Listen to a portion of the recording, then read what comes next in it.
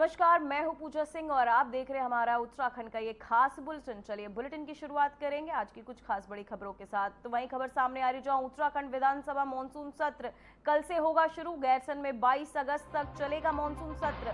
सत्र के लिए गैरसन में भरारी सैंड पहुंचे सीएम धामी। मॉनसून सत्र को लेकर तैयारियां पूरी। तो वहीं आपको बताते चले, उत्तराखंड विधानसभा का मॉनसून सत्र सोमवार से गैरसन के भरारी सैंड विधानसभा भवन में शुरू होने जा रहा है। सत्र 19 अगस्त से 22 अगस्त तक चलेगा, जिसे लेकर प्रशासन ने और विधानसभा सचिवालय की तैयारियां जो है पूरी कर ली गई है। मुख्यमंत्री पुष्कर सिंह धामी सत्र के पहले भरारी सैंड पहुंच चुके हैं। उनके साथ कैबिनेट मंत्री और वरिष्ठ अधिकारी भी गैरसन पहुंच रहे हैं।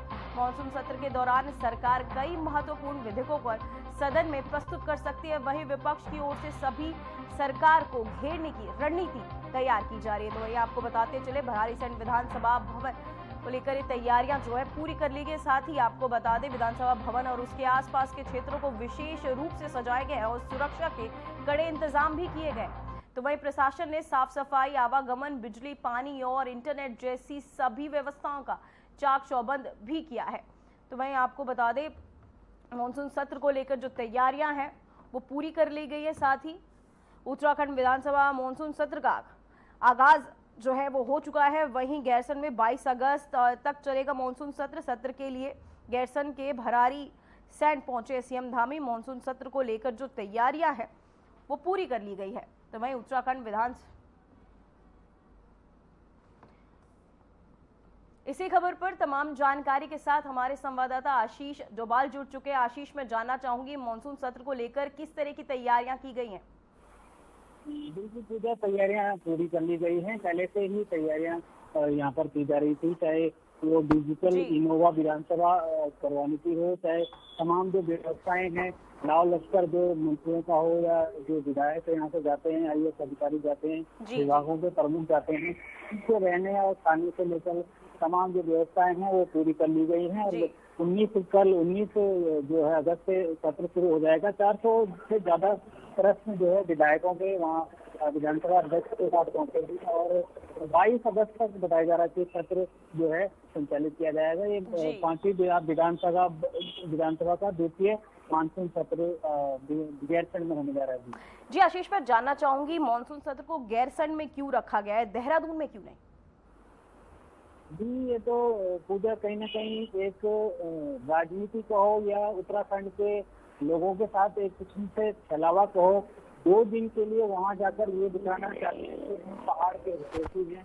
चाहे वो अभी सत्तासीन पार्टी हो, चाहे पूर्व की कांग्रेस पार्टी जो अभी विपक्ष में है, उन्होंने भी ये झुंझुना कहीं ना कहीं किया उत्तराखंड के पहाड़ की जनता को कि आने वाले समय में वहाँ राजधानी बनाया जाएगा। लेकिन राजधानी बनाने की बजाय ग्रीष्मकालीन राजधानी नाम देकर उससे पल्ला झाड़ लिया गया। हजारों करोड़ रुपए वहाँ इन्वेस्ट किए गए हैं और तमाम जो विधानसभा भवन हो, चाहे रहने के लिए जो तमाम जो ऑफिसर्स हो या अन्य लोगों के लिए, विधायकों के लिए हॉस्टल बनाए गए हैं।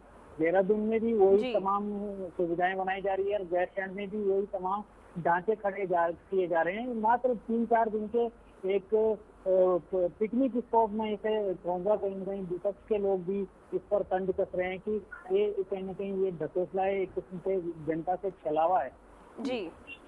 जी आशीष, मैं जानना चाहूंगी गैरसैंड को स्थायी राजधानी बनाने पर क्या फैसला हो सकता है? देखिए पूजा, अभी 25 साल उत्तराखंड को होने जा रहे हैं। अभी नवंबर में 25वीं वर्षगांठ मनाई जाएगी। तो कहीं ना कहीं जब से ये उत्तराखंड बना है, पहाड़ के लिए राज्य बना था, लेकिन इसमें जो राष्ट्रीय दल है उन्होंने बड़ी चालाकी से हरिद्वार और उधम सिंह नगर जो मैदानी क्षेत्र है वो भी मिला दिया। इसलिए जो है पहाड़ के लिए मुश्किल ही ये राज्य रहेगा। आने वाले 2026 में परिसीमन होना है तो वहाँ जनसंख्या घनत्व के आधार पर परिसीमन होगा। ऐसे में पहाड़ की जो सीटें हैं, चाहे हम उत्तरकाशी की बात करें, पौड़ी, चमोली, जहाँ पर भी जहाँ 3 विधायक थे वहाँ 1 विधायक रह जाएगा और मैदान में जहाँ 7 थे वहाँ कहीं ना कहीं 12 हो जाएंगे। तो ये स्थिति होगी और मैदानी क्षेत्र के लोगों का ही कहीं ना कहीं इससे वर्चस्व लेने वाला है और गैरसैंड भविष्य में कभी भी स्थायी राजधानी ऐसे में नहीं बन सकती थी। जी आशीष, मैं जानना चाहूंगी इस मॉनसून सत्र में एक जनता को लेकर क्या अहम सवाल जो है वो उठने वाले हैं? बिल्कुल, ये पूजा देखना होगा। विधानसभा अध्यक्ष जो ऋतु खंडूड़ी जी है, उनके पास 400 से ज्यादा प्रश्न विधायकों के आ चुके थे। अब देखना होगा सत्र कैसे रहता है, क्या क्या उसमें मुद्दे उठाए जाते हैं विपक्ष की तरफ से, या सत्तासीन पार्टी क्या क्या अपनी उपलब्धियां गिनाती है, ये जी कल से सामने आ जाएगा। 3-4 दिन इससे कहीं ना कहीं वहाँ पर बहस जारी रहेगी। जी जी, बहुत बहुत धन्यवाद आशीष आपकी तमाम जानकारी के लिए। तो वहीं उत्तराखंड विधानसभा का मॉनसून सत्र इस बार 19 अगस्त से 22 अगस्त तक गैरसैंण में आयोजित किया जा रहा है, लेकिन सत्र शुरू होने से पहले ही इसे लेकर सियासी घमासान शुरू हो गया। विपक्ष लगातार सत्र की अवधि बढ़ाने की मांग करता रहा। वहीं अब कांग्रेस के वरिष्ठ नेता और पूर्व कैबिनेट मंत्री हरक सिंह रावत ने गैरसैंण सत्र के पर सवालों की बौछार कर दी है। हरक सिंह रावत ने तीखा बयान देते हुए कहा कि जब मैं सच बोलता हूं तो बहुतों को दिक्कत होती है। उन्होंने गैरसैंण में आयोजित हो रहे सत्र को जनता के साथ धोखा बताया।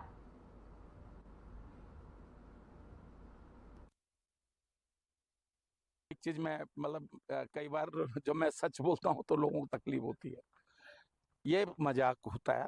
देखिए, मैं जब खुद भी मंत्री था, चाहे भाजपा सरकार में मंत्री था, चाहे कांग्रेस सरकार में मंत्री था, ये धोखा होता है उत्तराखंड के लोगों के साथ।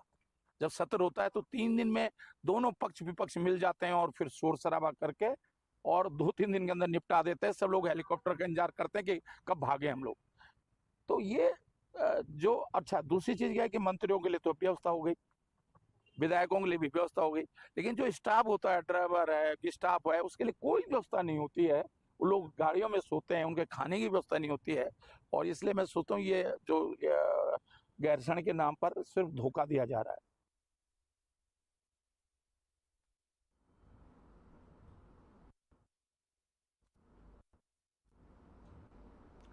तो वहीं पूर्व कैबिनेट मंत्री का ये बयान जो है सामने आया, जहां आपको बताते चले कल से गैरसैंण में विधानसभा सत्र जो है वो शुरू होगा, जहां भराड़ीसैंण में 19 से 22 अगस्त तक चलेगा मॉनसून सत्र।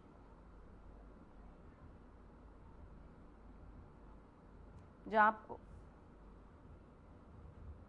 तो वही देहरादून से बड़ी खबर सामने आ रही है, जहां यूके BOCW अभियान में ऑनलाइन निस्तारण 8,289 आवेदनों का हुआ निस्तारण। सीएम ने भेजे 25 करोड़ रुपए डीबीटी के श्रमिकों को, बड़ी राहत श्रमिक आश्रित के खाते में राशि। तो वहीं आपको बताते चले देहरादून से इस वक्त की बड़ी खबर जो है सामने आ रही है। उत्तराखंड भवन एवं अन्य संविमान कार्यालय में कल्याण बोर्ड यानी यूके BOCW ने विशेष अभियान के तहत श्रमिकों के लिए बड़ा कदम उठाया। अभियान के दौरान कुल 8,299 आवेदनों का ऑनलाइन निस्तारण जो है वो किया गया। इस मौके पर मुख्यमंत्री ने भी बड़ी राहत देते हुए श्रमिकों और उनके आश्रितों के खातों में सीधा पैसा ट्रांसफर किया। सीएम ने करीब 25 करोड़ रुपए की धनराशि डीबीटी के माध्यम से श्रमिकों और उनके आश्रितों के खातों में भेजी है। ये रकम विभिन्न योजनाओं के अंतर्गत दी जा रही है। साथ ही आपको बता दें, सरकार का दावा है कि इस अभियान से श्रमिक वर्ग को न केवल आर्थिक राहत मिली है, बल्कि पारदर्शी तरीके से योजनाओं का लाभ भी सीधा उनके घर घर तक पहुंचाया गया है। तो वहीं आपको बताते चले सीएम ने भेजे 25 करोड़ रुपए की राहत राशि। साथ ही आपको बताते चले तो वहीं नैनीताल से इस वक्त की बड़ी खबर सामने आ रही है, जो पंचायत अध्यक्ष चुनाव हाई कोर्ट में सुनवाई। कांग्रेस ने सदस्यों के अपहरण का लगाया था आरोप। पुलिस को सुरक्षा के मिले थे आदेश। रिजर्व परिणाम पर सुनवाई होगी। तो वहीं आपको बताते चले नैनीताल से बड़ी खबर जो है सामने आ रही है, जो नैनीताल जिले में जिला पंचायत अध्यक्ष और उपाध्यक्ष के पदों के निर्वाचन को लेकर आज हाई कोर्ट में अहम सुनवाई होने जा रही है। मुख्य न्यायाधीश की खंडपीठ के समक्ष ये सुनवाई होगी। 14 अगस्त को हुए मतदान के दौरान नैनीताल में भारी तनाव की स्थिति बनी थी। सड़क से लेकर हाई कोर्ट तक हाई वोल्टेज ड्रामा देखने को मिला। कांग्रेस की जिला पंचायत अध्यक्ष पद की प्रत्याशी और हल्द्वानी विधायक सुमित इद्रेश समेत कई कांग्रेस के नेता मतदान स्थल से उनके समर्थित 5 जिला पंचायत सदस्यों के अपहरण का आरोप लगाए हुए वही तो हाई कोर्ट पहुंचे। साथ ही आपको बताते चले बड़ी खबर जो है सामने आ रही है, जहां पुलिस को सुरक्षा के आदेश भी दिए गए थे। तो वहीं आपको बताते चले खबर सामने आ रही है जहां नैनीताल से, जहां आपको बता दें पंचायत अध्यक्ष चुनाव पर हाई कोर्ट में ये सुनवाई। कांग्रेस ने सदस्यों के अपहरण का आरोप लगाया था, जिसे लेकर ये सुनवाई होनी है। पुलिस को सुरक्षा के आदेश भी दिए गए। वहीं रिजर्व परिणाम पर को लेकर ये आपको बताते चले सुनवाई। वहीं नैनीताल से ये बड़ी खबर जो है सामने आ रही है।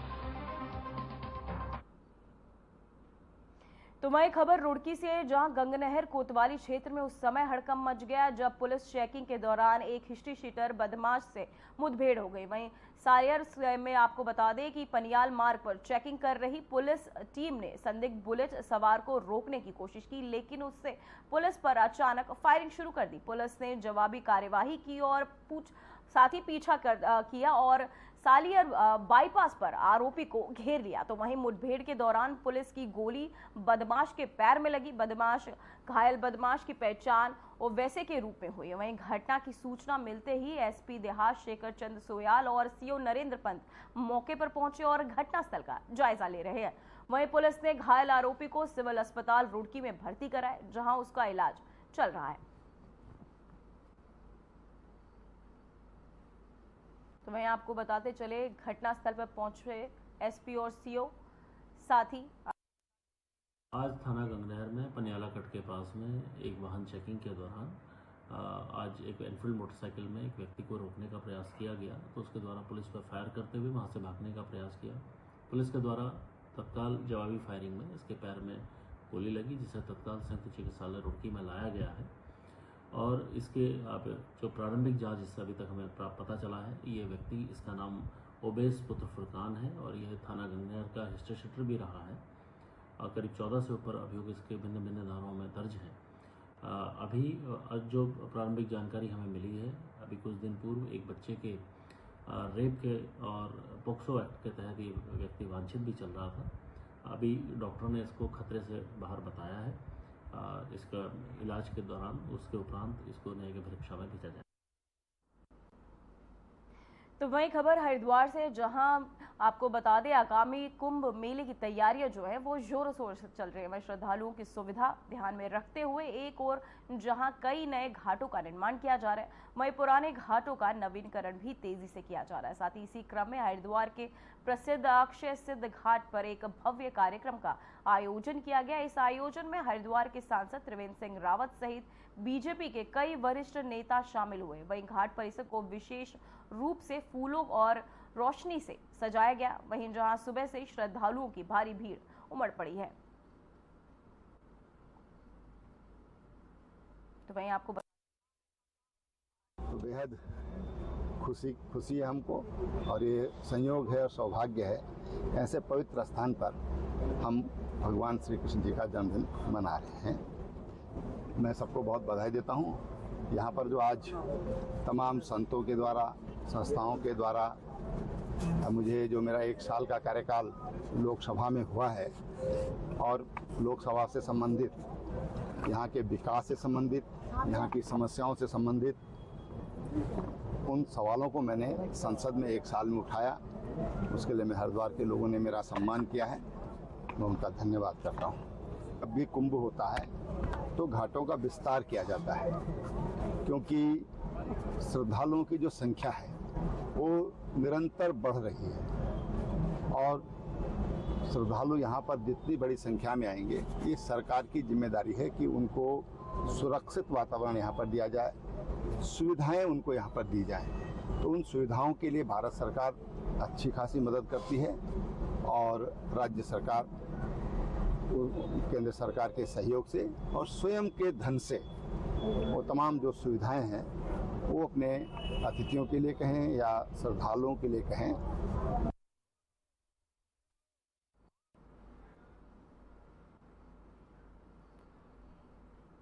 अब वक्त हो चुका है एक छोटे से ब्रेक का।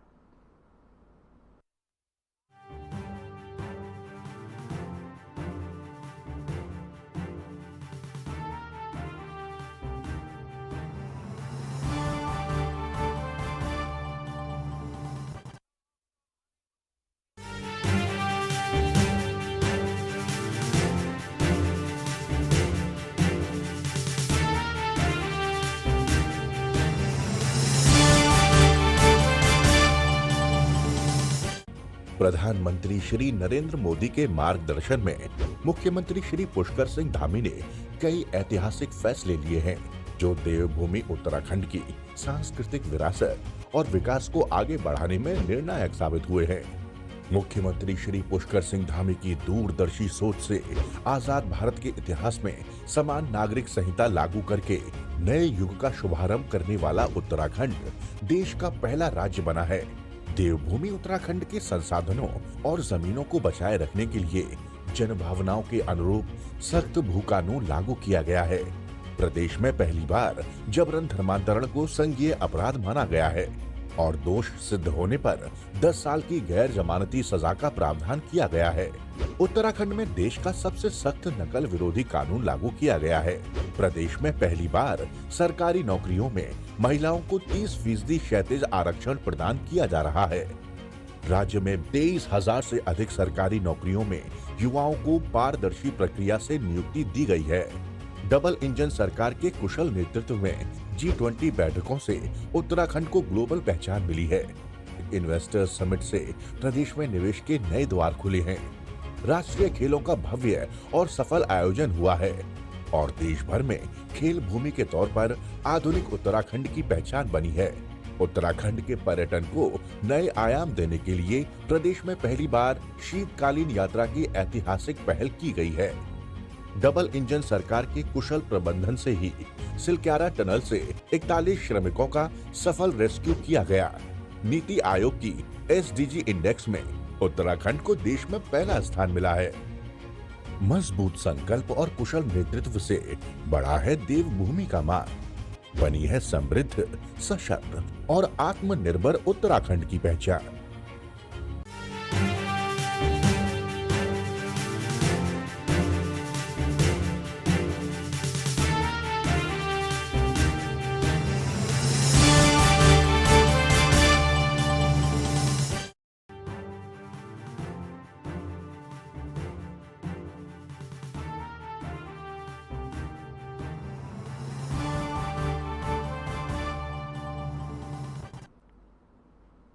ब्रेक के बाद एक बार फिर से आपका खबरों में स्वागत है। तो उत्तरकाशी जिले के छुट्टी को लेकर एक आदेश सोशल मीडिया पर तेजी से वायरल हो रहा है। हालांकि जिला प्रशासन ने इसे पूरी तरह फर्जी करार दिया है। जिलाधिकारी प्रशांत कुमार आर्य ने मामले का संज्ञान लेते हुए साफ किया कि प्रशासन की ओर से इस प्रकार का कोई आदेश जारी नहीं किया गया है। डीएम ने साथ ही कहा कि इस तरह का कोई भी आदेश जारी नहीं हुआ है। वहीं डीएम ने कहा कि सोशल मीडिया पर पारित किया जा रहा ये संदेश भ्रामक है और इसे लोगों में भ्रम फैलाया जा रहा है। प्रशासन ने स्पष्ट चेतावनी दी है कि इस तरह का फर्जी संदेश तैयार कर प्रसारित करने वालों के खिलाफ नियमानुसार सख्त कानूनी कार्यवाही की जाएगी।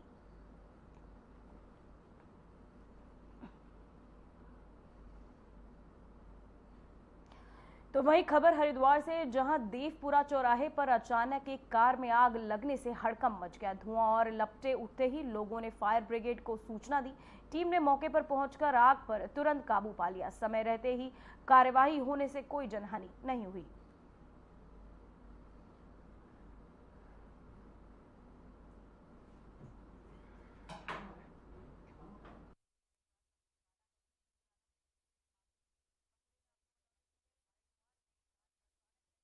साथ ही आपको बता दें, कोई जनहानि की सूचना जो है वो नहीं आई है। आग लगने से जो इलाके में हड़कंप का माहौल देखने को मिला। तो वहीं उत्तराखंड में भारी बारिश का कहर। मौसम विभाग का 4 जिलों में अलर्ट। पौड़ी, बागेश्वर, पिथौरागढ़ में होगी बारिश। नैनीताल जिले में भारी बारिश की संभावना। मौसम विभाग ने जारी किया येलो अलर्ट। तो वहीं आपको बताते चले, मौसम विभाग ने 4 जिलों में जो है अलर्ट जारी किया है। पौड़ी, बागेश्वर, पिथौरागढ़ में बारिश होगी। वहीं नैनीताल जिले में भारी बारिश की संभावना जो है वो जताई जा रही है। साथ ही मौसम विभाग ने जारी किया है अलर्ट। वहीं आपको बता दें, उत्तराखंड में भारी बारिश का कहर जो है लगातार बना हुआ है। वहीं मौसम विभाग का 4 जिलों में अलर्ट जारी किया है। वहीं बागेश्वर और पौड़ी में जहां बारिश, वहीं नैनीताल में जिले में भारी बारिश की संभावना जताई जा रही है। वहीं मौसम विभाग ने अलर्ट भी जारी कर दिया है। उत्तराखंड में भारी बारिश का कहर।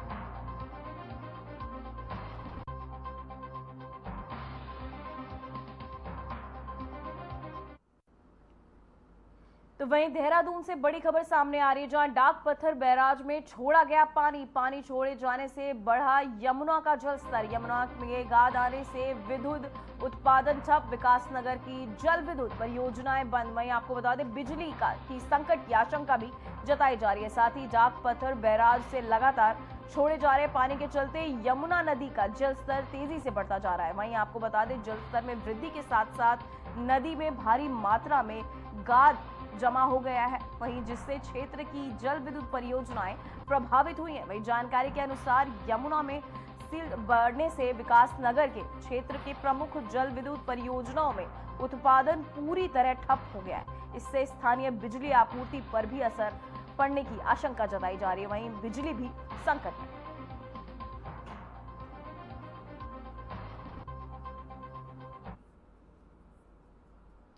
तो वही खबर उत्तरकाशी से, जहां धराली अर्शिल क्षेत्र में आपदा के कारण सड़क मार्ग बाधित हो गया, जिससे स्थानीय ग्रामीण और यात्रियों को भारी परेशानियों का सामना करना पड़ रहा है। हालात की जानकारी मिलते ही एसडीआरएफ की टीम तुरंत घटनास्थल के लिए रवाना हुई। वहीं सोनगाड़ क्षेत्र में भागीरथी नदी का जलस्तर काफी बढ़ गया और तेज बहाव के चलते आवाजाही पूरी तरह ठप हो गई। ऐसे में एसडीआरएफ ने बोट के जरिए राहत और बचाव कार्य शुरू किया है। राहत अभियान के दौरान एसडीआरएफ ने करीब 50 लोगों को सुरक्षित नदी पार कराकर सुरक्षित स्थानों तक पहुंचाया। वहीं प्रभावित क्षेत्रों में राहत कार्य अभी भी जारी है।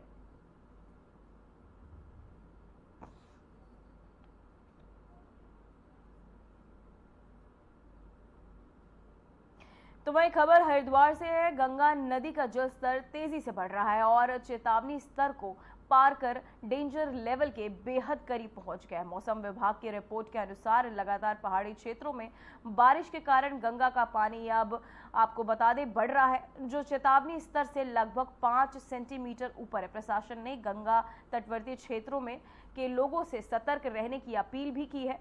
वहीं आपको बता दें अलर्ट मोड पर रहने की अपील की, साथ ही खतरे के निशान के ऊपर बहने से जिससे बेहद पास जल स्तर पहुंच चुका है। इस बढ़ते जल स्तर को और बारिश को देखते हुए प्रशासन और आपदा प्रबंधन टीम लगातार निगरानी रख रही है। वहीं जरूरत पड़ने पर राहत कार्य तुरंत शुरू करने की तैयारियां भी है।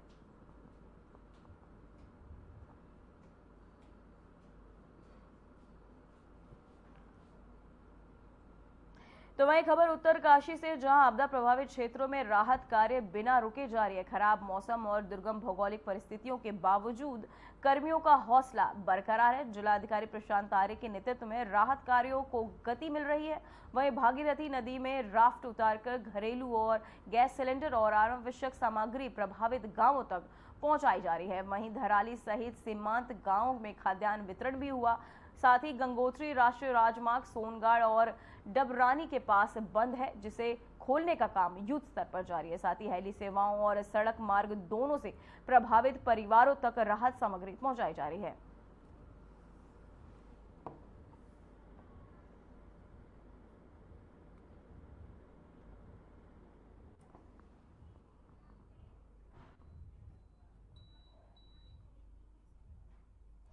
तो वहीं खबर रुड़की से, जहां भारी बारिश के कारण जीवन अस्त व्यस्त हो गए। जल जमाव में सड़कों पर जल भराव हुआ, जिससे आवागमन प्रभावित हुआ है और लोगों को काफी परेशानियों का सामना भी करना पड़ रहा है। कई इलाकों में पानी घरों तक पहुंच गया है, जिससे लोगों की दिनचर्या बाधित हो गई है। प्रशासन ने राहत कार्य शुरू कर दिए हैं।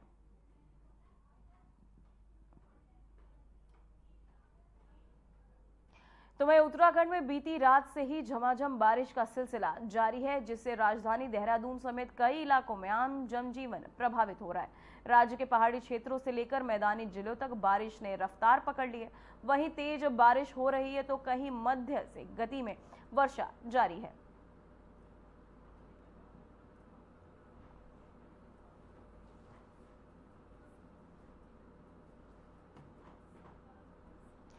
तो वहीं मध्य महेश्वर धाम जाने वाले पैदल मार्ग पर आपको बता दें कि रात्रि में हुई भारी बारिश के कारण भूस्खलन हो गया। इसके चलते गौडार में और बड़तोली में के बीच लगभग 50 मीटर मार्ग जो है क्षतिग्रस्त हो गए। वहीं मध्य महेश्वर यात्रा के आधार पर शिविर से जुड़े इस मार्ग के क्षतिग्रस्त होने से आवाजाही पूरी तरह ठप हो गई और कई यात्री यात्रा पड़ावों पर फंसे हुए हैं। वहीं स्थानीय प्रशासन ने जिला आपदा प्रबंधन के तहत डीडीआरएफ और लोक निर्माण विभाग की टीम को मौके पर रवाना किया है। इन टीमों का लक्ष्य पैदल मार्ग को दुरुस्त करना और फंसे हुए यात्रियों को सुरक्षित गंतव्य तक पहुंचाना है। प्रशासन ने जनता से अपील की है कि मार्ग पर यात्रा करते समय सावधानी बरतें और टीमों के मार्गदर्शन का पालन करें।